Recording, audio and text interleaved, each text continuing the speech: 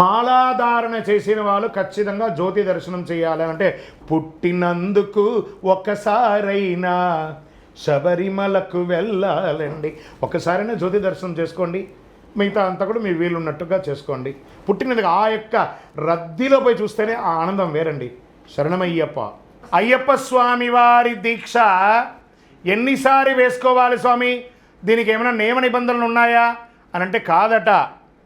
మాలధారణం నియమాల తోరణం జన్మ కారణం దుష్కర్మ వారణం శరణం శరణం శరణం శరణం. మా తాతగారికి అన్నప్రాశనం శబరిమలలో అయింది, మా నాన్నగారికి అన్నప్రాశనం శబరిమలలో అయింది. మేమెంత బాల్యం నుంచి వెళ్తున్నాం, అన్నిసారి వెళ్ళలేదండి. స్వామి ఈ జన్మంతా కూడా ఇలా నీ స్వామివారి సేవ చేసుకుంటానని చెప్పి ఇష్టం వచ్చిన సార్లు వేసుకోవచ్చండి, తప్పేలేదు. ఇన్నిసార్లు వేయాలని రూల్ అంటూ ఎక్కడా వెయ్యబడలేదు. మన శక్తి, మన యొక్క వసతి, మన యొక్క ఆనందం, మన యొక్క సంతోషం. శరణమయ్యప్ప. గురుస్వామి అంటే ఎవరు, గురుస్వామి ఎలా ఉండాలి, గురుస్వామికి ఏమైనా క్వాలిఫికేషన్స్ ఉంటాయా అంటే ఉంటాయండి. ఒక 10th క్లాస్ చదవాలి, ఎగ్జామ్ రాయాలంటే మనం ఎగ్జామ్ రాయాలి. ఇంటర్మీడియట్కి వెళ్ళాలంటే ఇంటర్మీడియట్ రాయాలి. డిగ్రీకి వెళ్ళాలంటే డిగ్రీకి వెళ్ళాలి. పిహెచ్డీకి వెళ్ళాలంటే పిహెచ్డీకి వెళ్ళాలి. అలాగే ఒక గురుస్వామికి ఉండాల్సినట్టు ఏమంటే తన యొక్క శిష్యుడిని ఆ యొక్క తల్లిదండ్రులు అందరూ కూడా అంటే అప్పచెప్తారు. స్వామి మా అబ్బాయిని మా వారిని శబరిమలకి తీసుకెళ్ళి క్షేమంగా తీసుకెళ్ళండి అని చెప్పి అప్పచెప్తారు మాల వేసేటప్పుడు. అప్పుడు ఆ యొక్క బాధ్యత మొత్తం గురువుగారుగా స్వీకరిస్తారు. ఆ గురుగారు ఈ మాలాధారణ మంత్రాన్ని చెప్పి వేయిస్తారు. గురుగారికి కూడా కొన్ని క్వాలిటీస్ ఉండాలి.